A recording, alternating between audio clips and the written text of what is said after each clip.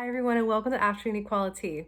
You'll notice my set is a little bit different today. It's raining outside, so I can't sit in my normal spot. Of course, we're still figuring things out and whatever, but it's really nice in here, and I'm really excited. I'm talking to Kari Lu Cowell, who is a dating coach for nerds. While she does do hetero cis relationships, she also helps people navigate through other kinds of relationships like BDSM, polyamorous relationships, just different things like that. So we're gonna talk through that and what those things mean, how to navigate through them in a healthy way. And yeah, I'm so excited. So let's get into it.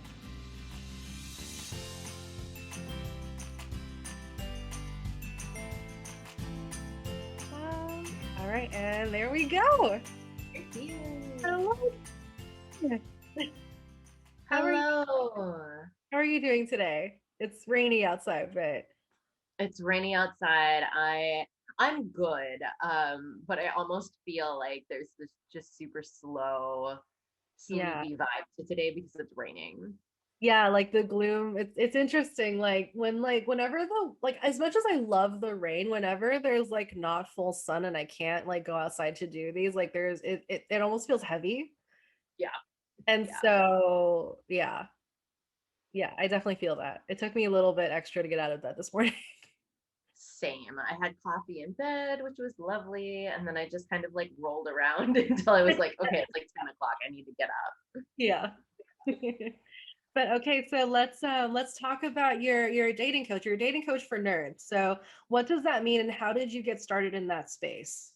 Yeah, absolutely. So, yes, I am a dating coach for nerds. And what does that mean? I mean, really, what it means is I'm a dating coach and then I'm a nerd. So I just like tend to attract nerds. And it's just easier for me to be in that nerd space because I get it. But that really came about because, like, I'm a nerd and all of my friends are nerds. And I also somehow ended up, I'm still really socially awkward, but like I ended up being like really outgoing and like at the very least like present as like not that socially awkward, I guess. And that's a big long story that we can go into later if you want. But like I'm always the one, like I have a background in therapy. I have spent my entire life researching and studying and like reading books and like being in therapy around like how to have really great relationships and like I love people and I'm so curious about people that like the dating part was really easy for me. It was the relationship part that like was a little bit harder because I came from a very dysfunctional so there's a history of abuse in my family and so like I never really learned how to like interact with people in like a healthy manner. So I've spent my entire life like studying like love and relationships and I think somehow that came out as like me being able to date really easily Right. um because I knew how to like be in a relationship at least in theory, but then like personally like the long term part is like the challenging part for me and there's a lot more to learn there and it's way more nuanced. But dating in and of itself, because I love people and I love getting to know people and I'm such a curious person specifically around other people, that was the super easy part. And my friends would always come to me and be like, can you give me advice, like, you know, can therapist Carrie come out and like give me advice, but like with a little like friend Carrie thrown in there, Yeah, right? yeah. And and when the pandemic happened, so like pre-pandemic, I was teaching people how to throw axes at an axe throwing bar, That's right? amazing. Like my life is so weird. And I was teaching yoga.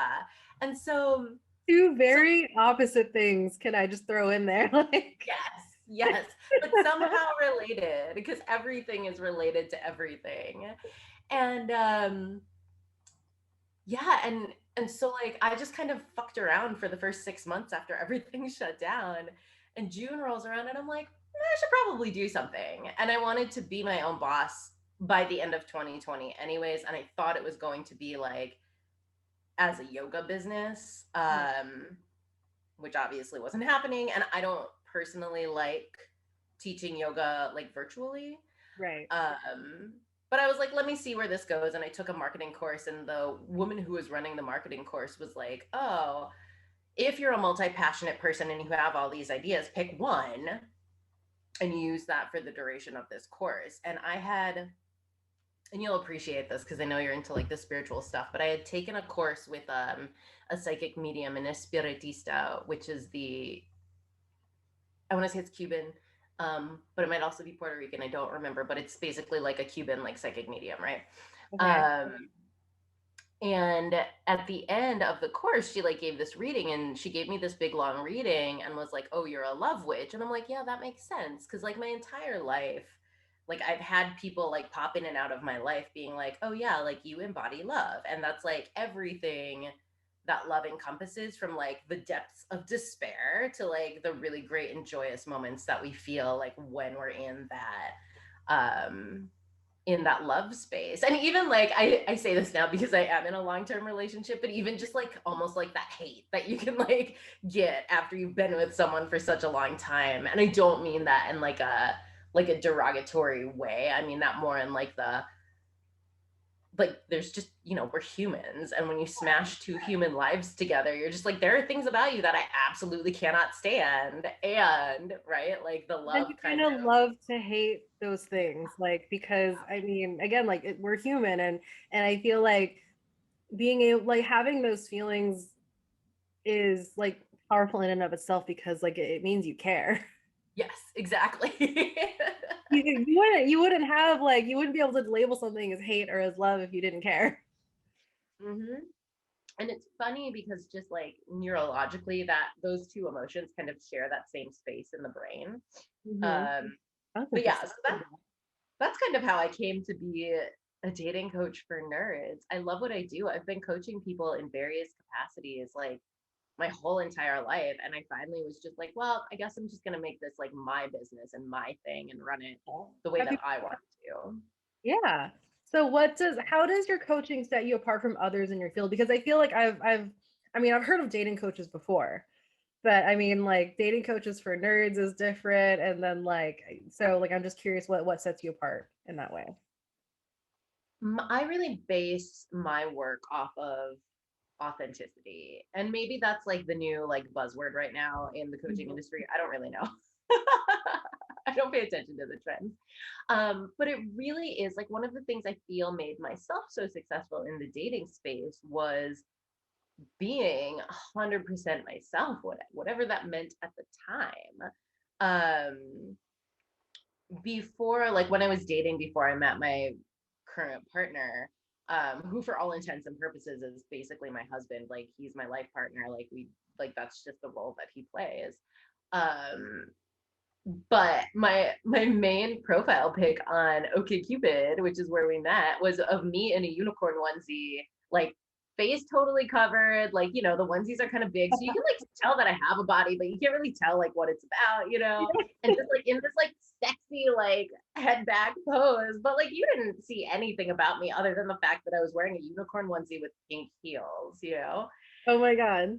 I love it. And I'm not saying that that is for everybody, right? Because I am super weird and I am like loud, and there's not like I don't have a lot of shame. And like what I help people work on is processing and releasing that shame around whatever it is that they feel shameful about. So also why I like working with nerds, because like there are a lot of like self-esteem issues, and there are a lot of things to feel shameful about because of most nerds, right, have been subjected to some sort of bullying in the past, Mhm. right? And that can bring up a lot of shame around like I'm too fat, or I'm not pretty enough, or I'm too smart, or I'm, you know, too shy or too introverted, or like I'm too whatever. Mhm. And it really is telling them like, no, it's okay. Like you can be shy, you can be introverted, you can be weird or fat or like whatever, and like people will still love you. And that's kind of what I base my work on. Mhm. And and I specialize in people who are interested in ethical non-monogamy, kink, BDSM.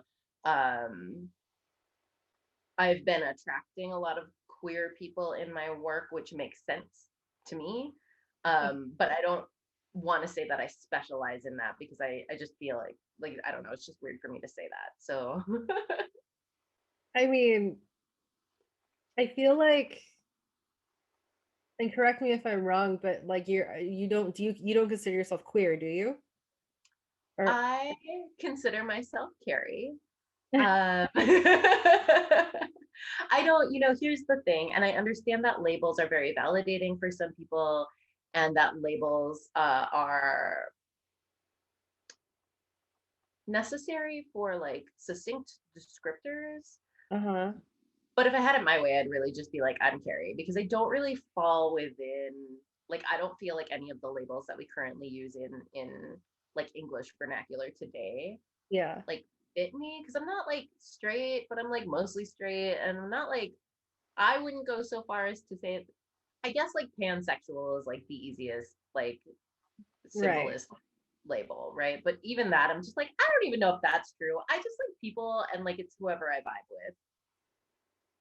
Which I mean, I think I love that and I can totally respect that. And I'm guessing like maybe the queer people that are attracted to you and your coaching probably respect that as well, where it's like it's not so much about the label because I feel like even like I mean, what does queer mean? Like it Right. can be it can mean so many things. And so like I mean the reason I asked I was like, well, like you wouldn't specialize in it, but they're attracted to you. Like and I like so I don't know what that means exactly to say like I mean, like you're open to it, but like, I feel like, and I had this conversation a couple weeks ago with someone um, about those like identities and things like that and how to approach them in a respectful way. And I feel like, there's this, we talked about, compassion and kindness and like in this implication that you for some reason like if you're not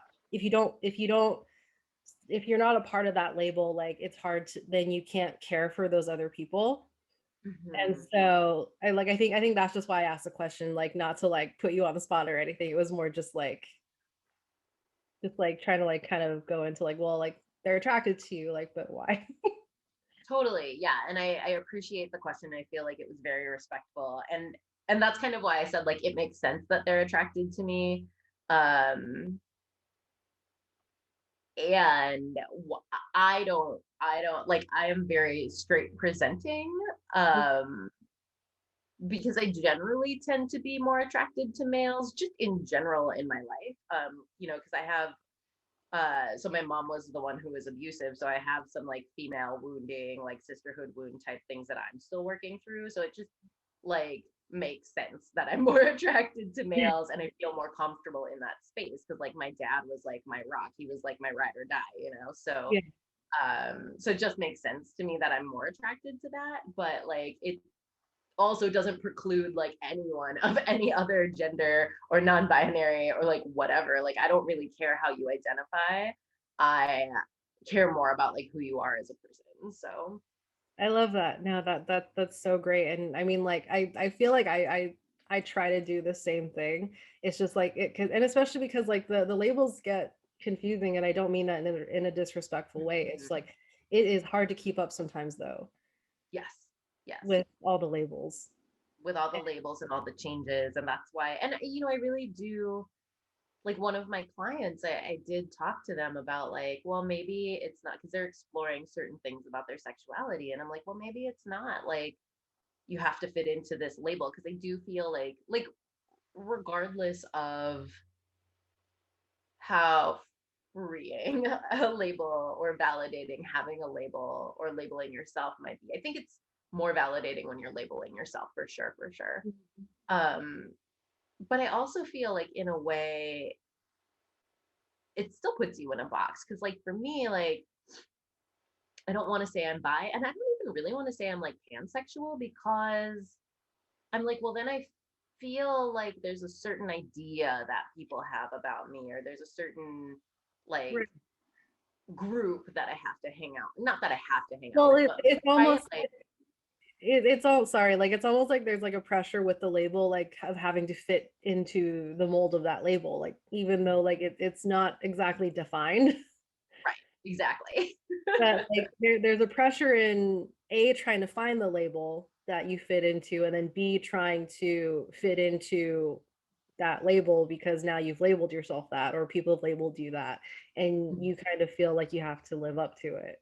Yes, yes, exactly. And I feel too like once you get put into that box, if you try to get out of it, or even if you just naturally are out of it, right? Like you just do your thing, then Yeah. people are like, oh, what's wrong with you? Like, what happened? Like, why are you dating a woman now? Or why are you this? Or why are you that? And I'm like, I didn't know no, you did this. Yeah. it's always been like, you just don't, like, we just don't talk about it because it doesn't come up, right? Yeah. Well, and I mean, like, how relevant is it to the rest of your relationships, anyways? Right, exactly. It's really not. So like my whole thing is like, tell who you want to tell, and really, like, if I don't tell you, it's none of your business. Yeah. No, for sure. I mean, again, like, if it doesn't really like affect what it is you're doing or that relationship at that time, I don't see why it would matter. Like that's just me personally. But so I want to go back to because you mentioned that you also help people navigate BDSM and kink and those kinds of relationships.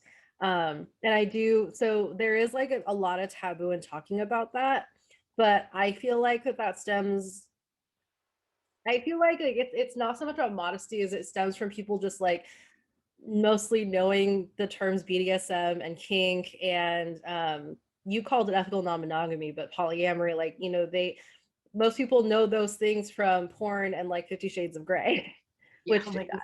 which is not fair. Like So we have a because whole like conversation about yeah, because I know it's so much more than that. So would you mind giving just like a general rundown of what it actually means to be in a BDSM relationship, to be like, to be in a kink relationship, like what those things mean? that. So let me start because we did mention ethical non-monogamy, and I swear to God, this is going to be like 3 hours long. So I'll try and keep everything short. But like, so polyamory and ethical non-monogamy are similar but different. So like ethical non-monogamy is kind of like the umbrella, right? And you have Okay. polyamory, which means like multiple relationships. So we're talking like like multiple loves, right? Like if you're actually breaking down like the Latin in the word, it means more than one love, like multiple loves. And we're talking about like relationships, but ethical non-monogamy can also include like swinging, open relationships, Okay. I don't even know what else would fit under that umbrella, but basically anything that's not monogamy, right? And you're doing it in an ethical manner. So ethical non-monogamy covers the entirety of that Got it. spectrum. Okay. So that's the thing. There's a little bit of education. Thank you. You're welcome.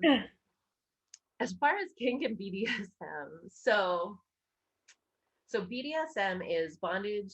Hold on, bondage, discipline, sadism, and masochism. I always forget these things, but I think that covers the entirety of it. I might be forgetting because I feel like there's like, oh yeah, so bondage, domination, submission, sadism, and masochism. There we go. That's like kind of Oh, like okay. what falls into there. And then a kink is basically anything outside of like vanilla sex, or anything that is considered like alternative sex. So like that entire world, so you can obviously like have a kink that doesn't include like BDSM, but that entire world can span like, I mean, really essentially like the whatever you can imagine up. Like there are people who are into like have a kink around like having sex with or fantasizing about having sex with like minotaurs or like fantasy creatures, right? Like non-human creatures, right? Yeah. It can include like your rope bunnies, so people who like being tied up, or riggers are people who like to do the tying. It can include like a dominant and submissive relationship, which is what we see in 50 Shades of Grey, and we'll get to that later because it's a much longer conversation. um it can include like, like furries are a big thing that like kind of get like made fun of, but like that's a thing, like people are into that, and it's just kind of like really like whatever you can imagine up, if you sexualize it, like that is the entirety of the kink world. um Talking about domination and submission specifically, it is not 50 Shades of Grey. I hate that movie. Actually, I don't even know if I've seen that movie. I've read enough about it and have read like the first like 3 chapters of the book, and it was absolute trash. So I didn't need to read anymore. Um, I never read it either. My friend like managed to get like a copy of the unedited manuscript, and made like I made it like 30 pages in, and there was so many, like I'm not really like a grammar person, but it was so like there were so many mistakes that I couldn't like it stopped making sense. It was just letters. Like there was no longer words, it was just letters. Yeah. I I never saw the I'm movies either. yeah, I am a grammar person and I was just like, I'm done. I can't do this anymore. um oh, so in the kink world, there's like two different, I just did like a presentation on this. So I have all of this like educational I information in love my it. head. I love it. Um in the kink world, the base. So it's kind of like two different terms that are used, and it just kind of depends on like how you want to use them. I feel like some of it might be a little bit like old guard versus like new guard, like whatever. Again, the labels thing, I just never like, I don't like it. So you aren't going to hear me talk about that a lot. But the basis of like all kink relationships is safe, sane, and consensual, which, and like the other term that is also used is risk aware consensual kink. So like they're basically the same thing, but the only difference is like risk aware, just like as a terminology, Mhm. recognizes that there are certain activities that you could participate in the kink world that are inherently dangerous or inherent, like there's an inherent risk associated with them, right? Like if someone's tying me up and like suspending me from the ceiling, like there's an inherent risk there because something might happen and I might fall Yeah. fall off of whatever they rigged me to in the ceiling, right? Or like some people are into knife play, and that can include cutting. It doesn't necessarily have to include cutting like somebody else. But obviously there is a very inherent risk of like something happening when you are Right. playing with knives. Maybe that's where the axe throwing comes in.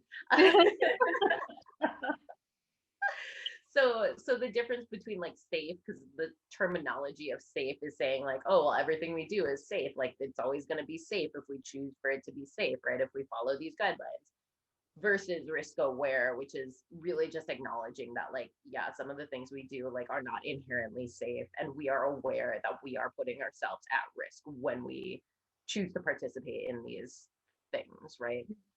So that's kind of the difference. Saying like all parties are all parties are aware of the risks, all parties are aware of like everybody's background and like whatever else, and are mentally, emotionally, and physically like able to consent and willingly consent, right? Hmm. Consensual was exactly like I just talked about that. And then risk aware consensual kink, is that what I said? No, what is it? Risk aware. Oh yeah, risk aware consensual kink. So again, it's the same thing in the kink part, just like acknowledges that like it's basically like any sort of like alternative sexual practice, right? Outside of Hmm. like regular PIV or regular sex. Okay. That's cool. Awesome. I wanted to point out though that like you don't know all this just because like you studied it and whatever. Like this is actually something that you is a part of your life as well, right? Like firsthand. Yes. Yeah. Yeah. So I didn't just study this. I don't even know if like, I suppose I've studied it. I've read books and stuff, but like but like really like a lot of my like my experience is like personal experience. Like I have been in this world since I was 17, and I mean, I guess maybe even earlier. Like for me, it was a very natural thing. It was a very natural proclivity. I always wanted to be like handcuffed. I always wanted to be like tied up. Like I was really into bondage when I was younger. Like when I started being a sexual person. And then like when I left the home, like I was introduced to a lot more things, and I learned more. It's just the trajectory that happens when you're young and exploring Yeah. your sexuality, or even when you're like older and exploring your sexuality. But again, it's that exploration. So like how old am I? I'm turning 39 this year. And so I've been in the kink world for like over 20 years, and in various like dominant submissive relationships, playing with various kink things, going to, excuse me, so the kink world has what they call munches, and I don't actually know why they call them that. but they're essentially just gatherings. Like we go to a restaurant and we talk, right? Like it's just a very normal like gathering. I don't remember where I was going with that, but like so like there are ways to meet people in this world. And yeah, I have absolutely no idea why I was talking about munches. So like that just is what it is. The idea of like, of being a part of is it a lifestyle? Do you consider it a lifestyle? Like I don't know what terms to use here. Like it's yeah, just that idea of like it is a community though. Like you guys, like I feel like the people who do participate, like there is like a sense of community around it because like of this common thread of it being like considered. I think like and I as much as I hate that, as much as like I wish that it wasn't as like a taboo because I feel like it's not fair. Like I also feel like in the fact that it is a taboo, like you've like people in the community or the people who participate have been able to find community around that fact. Because Yeah, I think it's obviously less of a taboo since 50 Shades of Grey. yeah. But yeah, we've been able to find community around it. I think if I remember correctly, like history is not my thing, so like I could be totally wrong. Um, but really like where the community aspect started was within the LGBTQ community because like, if you think about like the leather community and like in the gay community, like that's kind of where it started becoming a little bit more quote unquote like mainstream and like less taboo, and where we could really start like creating community around that because you already have like this group of people who is ostracized and words I don't have them today, but that are already kind of like outside, right? Like they're already outsiders, so like then you just kind of pull in this other aspect of it, with the leather community, and like um it's very it makes a lot of sense to see like how those two can be connected and why it was like the gay community that helped bring more of a community vibe to the BDSM community and people who were involved in those activities. hmm Okay, that's awesome. Going back to the like talking about the dominant submissive thing, like and I have like so many directions I want to go with this. So first of all, like something that we had talked about before was how like BDSM and like in those things, it doesn't like as much as it usually is about sex, it doesn't always have to be sexual. So I mean, and this is so my partner. So I have a couple partners, but like my life partner is very vanilla. And so I try to explain this to him sometimes, and it's just like the weirdest thing because I'm like, well, so I guess it's the difference between like sex, like the act of sex, versus being turned on slash something being sexual, because like it is inherently sexual because people are getting turned on, Mm-hmm. but that does not mean there needs to be the sex act that happens, if Okay. that makes I think so. Like it's not intercourse. sense. Like it doesn't have to involve that. It doesn't have to involve intercourse. It doesn't have to involve like genitalia. It doesn't have to involve anything. Like I could go, I mean, like I think oftentimes there's nudity. I tend to be like a closet kinkster, just because I don't want to say I'm introverted because that's not correct, but like I am very particular just about like people and germs, and like I'm a Virgo, if that like helps anyone like synthesize like me.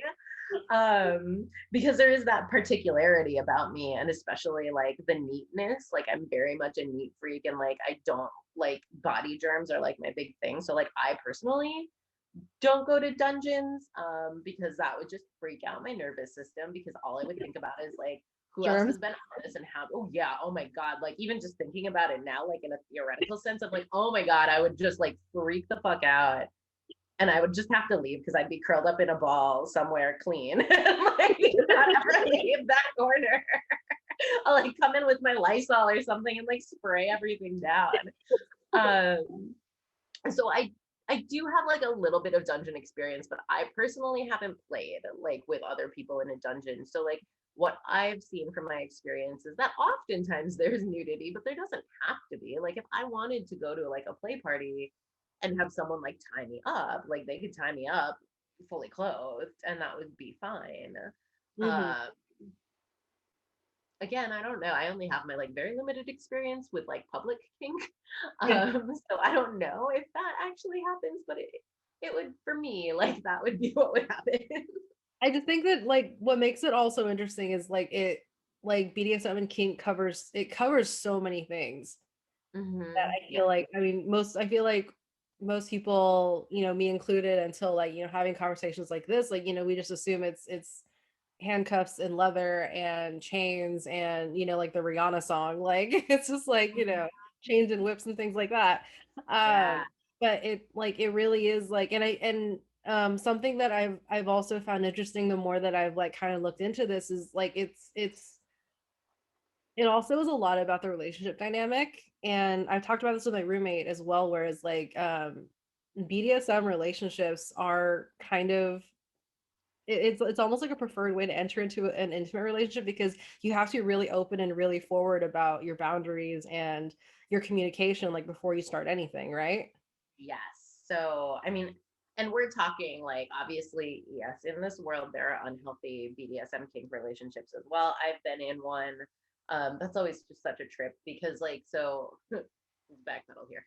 Um, but when we're talking about like healthy BDSM relationships, there's a few different parts. So there's this part of compartmentalization, right? For lack Hmm. of a better word, and making sure that you preserve the if I look off to the side, it's because my dog is off to the side and he's sleeping and like dreaming and it's really cute. So I'm getting distracted. um, but there's this like to preserve all of the relationships because you can like so for me like I have a play partner and they are also my friend and they are also a client and they are also like we just hold a lot like sometimes I work under them for various things that they're doing. Um so like we hold a lot of different relationships so you can have that like that's a very complex and nuanced like container. Hmm.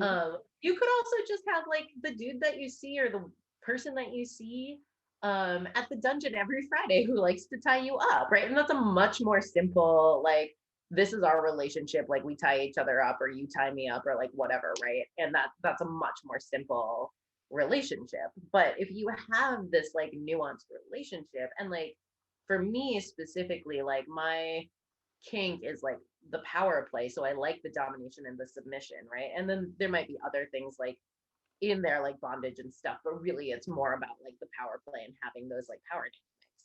So one of the things that I have to talk about with people if I hold these multiple relationships with them is like what we do here in this like DS relationship is not going like we have to be very mindful about like it not letting it affect this other relationship or these other relationships that we also have, right? Yeah. And there is and you really do have to put on this idea of not taking anything personally because when you enter into these relationships you're right yes there's a lot of communication and there needs to be a lot of check-in and a lot of like I consider it part of aftercare, but really like debriefing, right? Okay. Um, and when you're doing that, you're going to come up against like one, you're probably going to be divulging things that are incredibly vulnerable to talk about, right? Hmm. And two, um, there might be things that happen in a scene that you don't like or that your partner didn't like, and both of you have to be able and willing to like accept that, right? And be really accepting around like, cool, like Carrie didn't like that, so I have to like I'm never gonna do that again, even if, right? Like even if Right. that's something I'm really into, right? And knowing that like me not being into that or me not being okay with that has nothing to do with like you and your desires. Hmm. Okay, so just digging into that a little bit more, then like like especially with like the dominant submissive relationships, um we talked about this a little before, like so me as a single person, when I do go on apps, like there are a lot of times where I get messages like that are like, hey, like are you a sub, or like are you looking for a dom? And those are always like those are like big red flags for me. Like um but you know, especially having this conversation, but I've had this conversation with others before as well, is like I know these relationships do exist. So how do people navigate their way into this in a healthy way? And like how do you coach that? Like what like part of it's like how do you even enter into this world, and the other part is like how do you do it safely, I guess, is it's so it's kind of like it's a very loaded question, I feel like, but I'm sorry. No, you're totally fine. So first of all, let's address.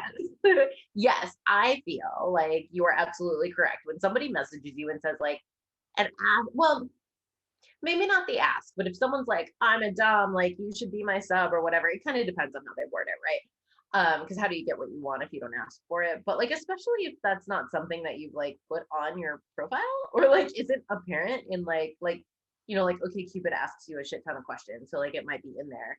But if it's not apparent from like things that you put in, absolutely a red flag. Because the thing about these relationships is that before you enter into any play, you talk about it. Like you talk about it as like rational, sane, mature human beings. This is what I like. This is what I don't like. These are my hard limits. So hard limits are like things you absolutely would never do. These are my soft limits. These are things that, so soft limits are like things that you might consider but are no. Oh, did you see them? Oh yeah. But you might consider them later, like if you had hi baby, if you like have been together for a while and there's like, a deeper base of trust, right? So, excuse me, I was talking about knife play earlier. Like my play partner, that's a soft limit for them because they need more trust in our relationship, like in that space, like in the DS space. And they need to trust themselves more because they're like, I'm kind of klutzy, so I don't want to like accidentally like cut you and kill you, right? So like that's a soft limit because they're like, I'm open to it, but not right now. And you have to have those conversations in order to be as safe as possible, right? And in order to, and when I say safe, I mean like obviously like physically safe, but also like mentally and emotionally safe. Because when you get into this type of play, it releases a lot of hormones in your body, and you can get into a state where you're basically high. Um, and that requires a lot of care. Like it requires a lot of care from both ends, depending. I mean, like obviously this is way more nuanced than I'm making it right now, but it requires a lot of care, Mhm. and it requires a lot of discussion about like, well, what do we do if, or what is okay, and like and stuff like that. So what was the actual question? Yes, so that's a big red flag. Also, this is why like 50 Shades of Grey is not a good model. I know like there's so many people who are like, that's so hot and I want that. And like, yes, like get that. Like if you think that is hot, please go get that. But like the way that they portrayed it, there's a lot of things in the book movie, like that story that could potentially be abusive, that absolutely is harmful, that Mhm. like they don't have these conversations beforehand, so there is potential for a lot of harm. Of course it's like a fantasy novel, so like that doesn't happen, but like can you imagine if someone did that to you in real life? Like how fucking scary would that be? No, I mean, again, like it, like whenever it comes up, like, and whether, regardless of if I was curious or not, like again, like it's still like a huge red flag, because it's like I don't know you. Yeah, Like why would I let you, like why do you think I would want you to dominate me if I, like, I've never even like seen you in person? yeah, yes. And it's interesting that you bring that up because I feel like when you get into these relationships, there is like a far, far deeper trust that gets cultivated simply because you are bringing out these different, like very vulnerable pieces of yourself. Mhm. I I'm a very energetic person, so I don't actually know like how to cultivate these things, but it really is like, you do need to know a person like as a human, like as a regular human, not within this like DS context. Um, I feel, before you can really get there. And like maybe like, so I know like for some people, like if they have a like a dom, like a full-time dom, I guess is the best way to put it, right? Like their main dom. Like there Okay. is a thing where like, some people like to be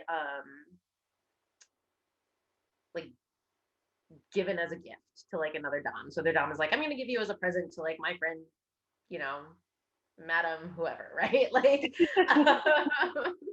and like that can be a thing, but I think like even underneath all of that, it's like this like inherent trust that like your dom is still, I mean, that's really what it comes down to, like is this inherent trust that your dom is going to take care of you, like regardless of whatever happens, like whatever they decide to do, right? Because if you're looking at it from this lens, um for the most part, like he's so cute, you're so cute. For the most part, the submissive is the one who has all of the control, because when you talk about these things beforehand, like you're the one, like as a submissive, who's saying like this is what is okay and this is what is not okay. And like Mhm. if somebody wants to dom you, they have to be okay with that, right? Otherwise they don't dom you. And again, like talking about this from the lens of healthy relationships, and then like as the dom, it's your responsibility to make sure you keep your shit in check, like when you're in the actual scene, Mhm. in order to like not have your shit come into play, in order to like not cross your sub's boundaries, et cetera, et cetera, et cetera, which Mhm. involves an inherent amount of trust, not just in like the other person, but also in yourself, right? Right. Right. So so your So question was, how do you coach people, like if people are yeah, interested in this, how they find it, right? I know, I'm like, I can talk about this for yeah, days. like I love it. I and actually this is kind of funny because I've been doing a little series in my Facebook group about like how to find safety and like expressing your desires. I'm a big proponent of just putting it out there, and I recognize that that is not always the safest thing to do. So what I coach people on is how can you put yourself out there in other ways? They're not like kink related at all. How can you Mhm. put yourself out there in other ways so that you can start to feel safe around expressing your desires around like kink or BDSM or ethical non-monogamy? Like how can you, because maybe, right, like there's a space of readiness that we have to be in when we want to express these things. It's obviously easier if you can just come out and say it, because then like this weeds out all of the people who would not be interested in this, right? Like if we're looking at it from like an online dating space, if you just put like I'm a sub looking for a dom, or I'm a dom looking for a sub, like people who aren't interested in that won't contact you. So like there you go, you've siphoned off like whatever population doesn't work for you.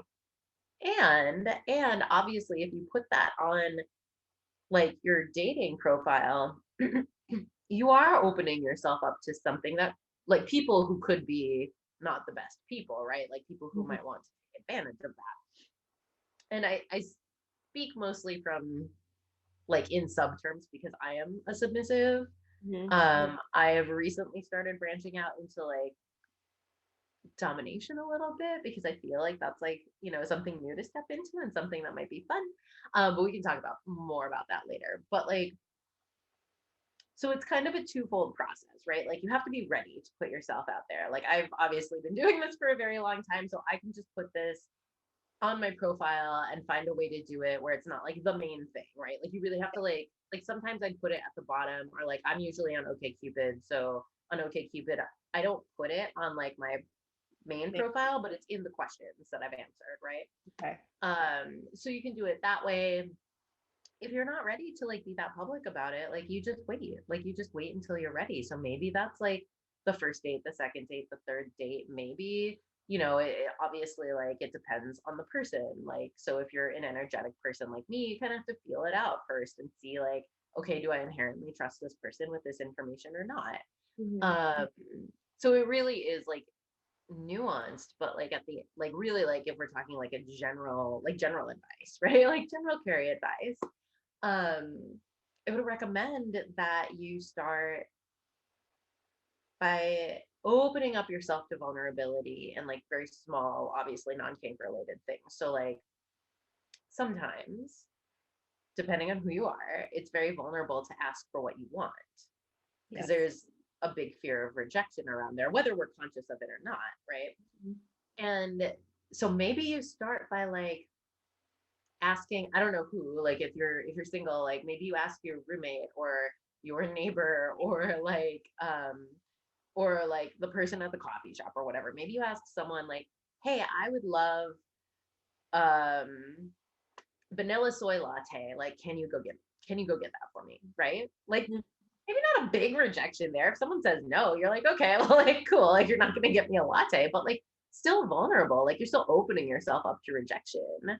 Yeah. Um, but even if it's not like a material thing, maybe it's like, asking your roommate, like, hey, like I have really, this is like a for real thing for me. Like, I have really sensitive ears. Like, I have really sensitive hearing. I would love if we could come up with a compromise so that, like, when you're watching TV at midnight, we could figure out a way where you're still able to hear what you need to hear and I can go to sleep.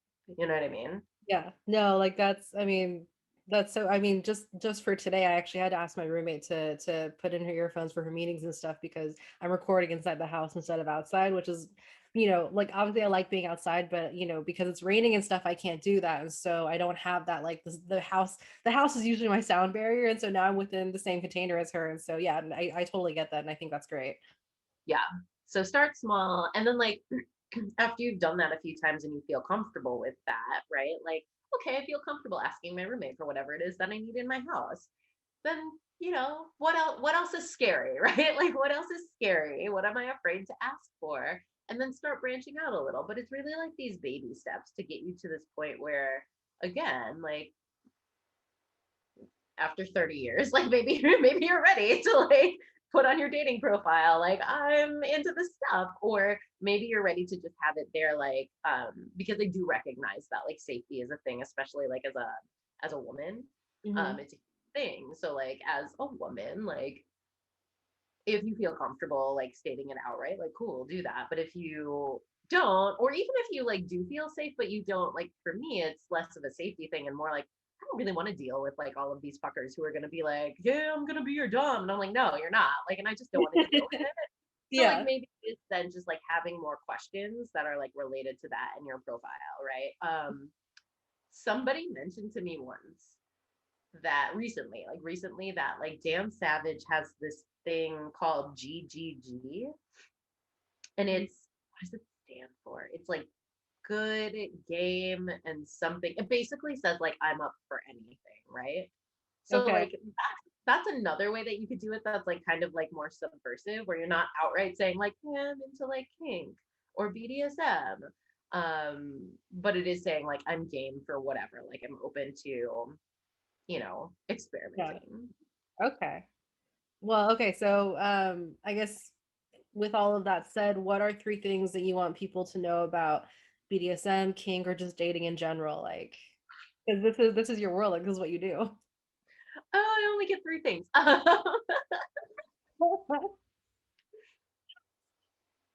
I feel like, so okay, I'm gonna give you like a little sneak peek because like nobody knows about this yet. But because this will combine all of the things that you asked about. So I am releasing an ebook and a workbook, and it's called Dom Yourself to Better Dates. This is the first time I've like told anybody about it, like Oh my God, anywhere. I So love like you get the preview. You get the preview. it. It's called Dom Yourself to Better Dates, and I will be doing a presentation on that for this No Bad Date Summit, and it's March 19th through the 21st. I have no idea when my segment goes up yet, but like it'll be in there somewhere, and I'll be talking more about this. But what, like, my three big things for people like in dating, both dating and like the kink world, is here's the thing, like, show up fully authentically, like always, always, always as yourself. And that does apply to both dating and the kink world, because like if you're not yourself, you're gonna end up getting into some situations that maybe you don't want to be in. And I'm not even talking about like something that might be harmful. I'm talking about like maybe you're just dating someone you don't want to date, right? Like you're not you're not like putting your full self out there, so you're not getting like what you like, the full of whatever it is that you want back, right? So always show up authentically, like wherever, like whatever world you're in. And this actually ties into the second thing, which is like really exploring what it means to be more vulnerable. Because one, that's how we show up authentically. Like we have that, like, just as human beings, we have a fear of rejection, right? And especially if there's like past trauma, whether that's big T trauma or little T trauma, Mhm. like that gets magnified, like the more trauma that we have. And when we can hold both of those things, like, yeah, I'm fucking afraid and I'm going to do it anyways, like it makes it so much easier to show up authentically and vulnerably in the world, whether that's in the kink space or in the dating space. And the way that I look at it, so I actually take the tenets of dating, no, not dating, tenets of BDSM and apply it to dating, because when we can go into dating in a risk aware, sane, and consensual manner, like Mhm. it opens us up to a more compassionate way of dating. So like one of the big things that's really important in the kink world, like after you do a scene with someone, is aftercare. And that's basically like, that's exactly what it sounds like. It's taking care of someone after you're done with the scene. And that's usually the sub, but like the dom needs aftercare too. And maybe they get that from the sub, or maybe they get that somewhere else, because you've entered into this space where you've kicked up the adrenaline, you've kicked up the oxytocin, the dopamine, all of the like love chemicals.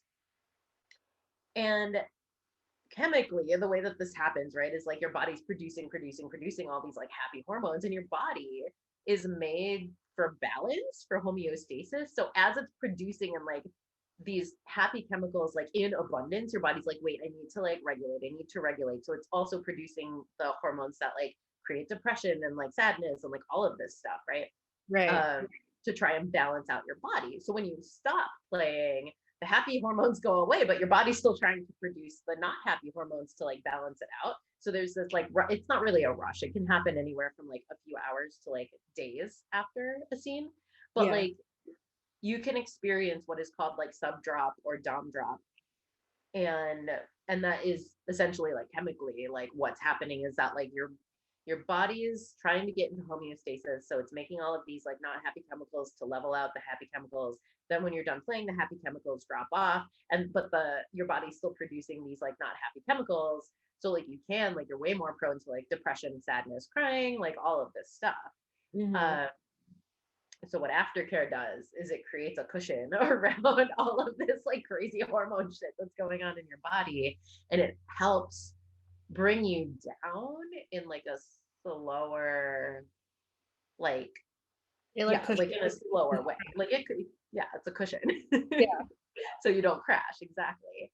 And if we look at dating from an aftercare lens, right? Hmm. It creates so much more compassion for yourself and for the other person, that like I recommend aftercare for everybody, for yourself, I love like for yourself, to yourself. Because and this is kind of one of the things I talk about in the presentation in my book, is like at the end of the day, like ask yourself, what do I need, what do I need to come off of this, whether it was good or bad, right? Because even if it's good, we still, it's the same thing, it's just in a less intense way, right? Like dating and BDSM kind of create the same, like they do create the same chemicals in your body. So if you've been on a good date, you have this rush of like oxytocin, dopamine, adrenaline, blah, blah, blah, blah, blah.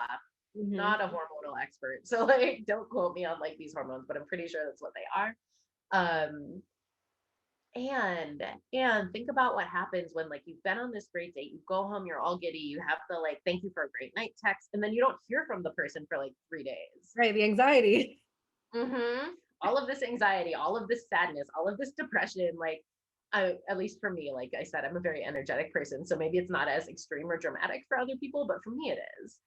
And it, if you look at it, it mirrors that same thing in like the DS relationship, where like if you've been in this play scene where you've done all these things to create that like lift in the happy chemicals, if you don't get aftercare, you just come crashing down. Like I've been there. I've had a really bad sub drop before, and like it feels like your world is ending, Mm-hmm. which is the same thing if you feel really good about someone and then you don't hear from them for 3 days. You feel like your world is ending. So like at the end of a day, ask yourself, like, what do I need to balance myself?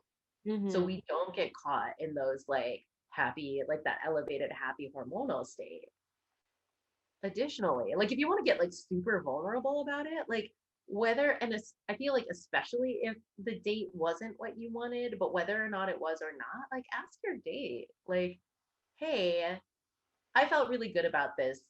Do you need anything from me, before we end the evening to feel complete? Or, hey, like, thank you so much for your time. I'm not interested in continuing this. Do you need anything from me so that you can feel complete? Oh wow. I've never I've never heard anyone actually like suggest doing that before. It's just kind of like, okay, like there's like an awkward hug, maybe there's like an awkward kiss, and then it's like, and then we'll see where it goes.